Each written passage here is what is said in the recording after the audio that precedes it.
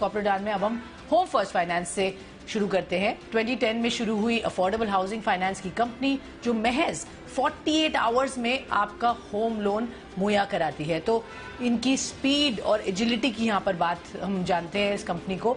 अगर देखें तो नतीजों में जो दिसंबर तिमाही के नतीजे आए थे उसमें कंपनी का मुनाफा 28% बढ़कर करीब करीब 60 करोड़ पर आया है और ब्याज आय 45% बढ़कर 110 करोड़ आई है।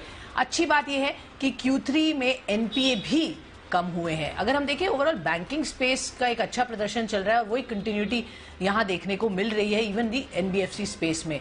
सहारा कहां से मिला, आगे का क्या है आउटलुक, चलिए बात करने के लिए स्वागत करना चाहूंगी कंपनी के MD and CEO Manoj Vishwanathan ji से। सर बहुत बहुत स्वागत है आपका, धन्यवाद हमें समय दिया। सर पहले तो जो क्वार्टर के नंबर्स आए हैं जी सर, उस पर आपकी प्रतिक्रिया चाहूंगी। नंबर्स अच्छे लग रहे हैं ओवरऑल, क्या ये मोमेंटम आगे भी कंटिन्यू लग रहा है सर? होगा क्वार्टर के नंबर्स अच्छे थे और आगे भी एक्सपेक्टेशन है कि अच्छा रहेगा।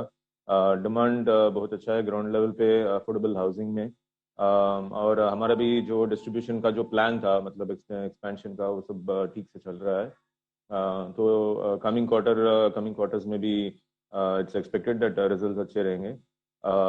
जो रेट इंक्रीज हुआ था उसका थोड़ा सा ट्रांसमिशन हमने किया है कस्टमर्स को, तो लेकिन उसका ज़्यादा कुछ इम्पैक्ट नहीं आया है on repayment as well as on new demand. तो आगे भी prospects are looking good. Okay, आगे भी अच्छा प्रोस्पेक्ट्स दिख रहे हैं, तो नंबर्स का मोमेंटम आप कह रहे हैं कंटिन्यू होगा, ये अच्छा प्रदर्शन जो दिखाया। आरओए डाउन है sir 20 basis points to 3.8% year on year, और एनआईएम्स भी थोड़े कम हुए हैं 6.4% वर्सेस 6.5% जो हमने पहले देखा था। कोई स्पेसिफिक रीजन है यहाँ पर? क्या आउटलुक होगा इन दोनों ही पैरामीटर्स पर? आउटलुक हमारा गाइडेंस रहा है कि आरओए 3.7 3.8 के लेवल पे हम लोग मेंटेन करेंगे। एंड कंपनी का जैसे जैसे लीवरेज इंक्रीज होते जाएगा तो थोड़ा सा आरओए पे इफेक्ट आएगा, but ROE is continuously improving. आपने देखा होगा अपना our ROE is improved to 13.7% from 13.1% last quarter. So that is a real measure that company is doing well. और एनआईएम्स पे सर क्या व्यू रख रहे हैं आगे? नेट इंटरेस्ट मार्जिन्स पर क्या आउटलुक है? 6% प्लस हम मेंटेन करने का एक्सपेक्टेशन है। थोड़ा सा प्रेशर रहेगा because of rate increases. Last year जो रेपो रेट इंक्रीजेस हुए हैं उसका पूरा ट्रांसमिशन हमारे ऊपर नहीं आया था अभी तक, तो उसका आगे जाके नेक्स्ट 2 क्वार्टर्स में थोड़ा सा इम्पैक्ट रहेगा, तो निम्स थोड़ा से कंप्रेस होंगे। But there are other compensatory factors, थोड़ा सा ऑपरेटिंग लेवरेज किक इन होगा, मार्जिन्स थोड़े बढ़ेंगे, तो overall we should be able to maintain NIMs at 6% plus. Okay, 6% plus का रेंज है जो आप मेंटेन करने की बात करें। थोड़ा सा pressure of course interest rates की वजह से पड़ रहा है, पर वही जानना चाहती हूँ सर एग्जैक्टली किस तरीके का एक मोमेंटम जो हमने बिल्डअप होते हुए देखा था। होम लोन्स की जो एक डिमांड भी बढ़ गई थी, बट इंटरेस्ट रेट हाइक की वजह से क्या उसमें कुछ टेपरिंग ऑफ हुई है? क्या थोड़ा सा स्लो डाउन आप महसूस कर रहे हैं? और किस तरीके का कन्वर्जन आप देखते हैं into sales for real estate companies? हमारे सेगमेंट जो है अफोर्डेबल सेगमेंट में इतना इम्पैक्ट नहीं दिख रहा है हमको इंटरेस्ट रेट की वजह से। डिमांड अभी भी बहुत जबरदस्त है, ग्राउंड लेवल पे अच्छा है।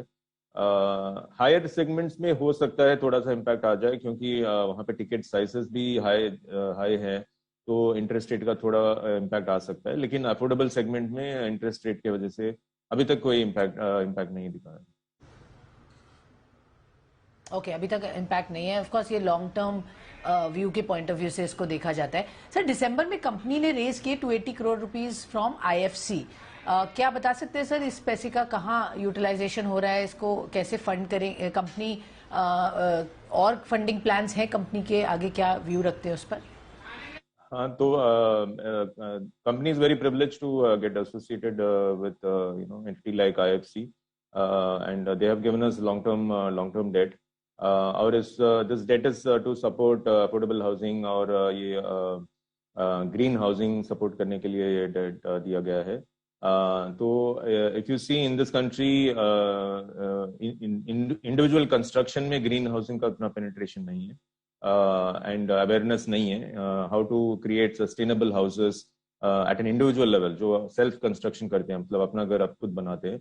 So we are trying to take a pioneering approach in this segment and work with an entity like IFC, which is a very prestigious institution, to develop this awareness and develop this awareness amongst our customers कि when they are constructing a house, वो कैसे sustainable बना सकते हैं, how they can use green materials, and we are trying to build that portfolio. So that is the reason for this transaction and this partnership.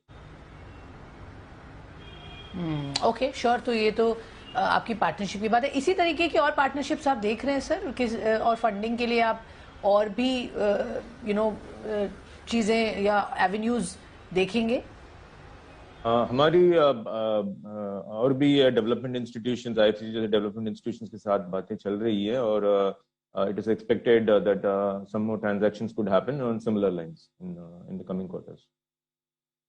Okay, similar lines पे कुछ और transactions भी हो सकती हैं when it comes to funding. Great sir.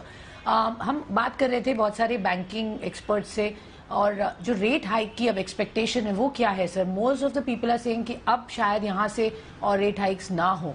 आप क्या view रखते हैं? आपको लगता है कि इंटरेस्ट रेट्स अब काइंड ऑफ पीक आउट हो चुके हैं और यहाँ पर स्टेबल होंगे, या अभी भी थोड़ी सी गुंजाइश बची है?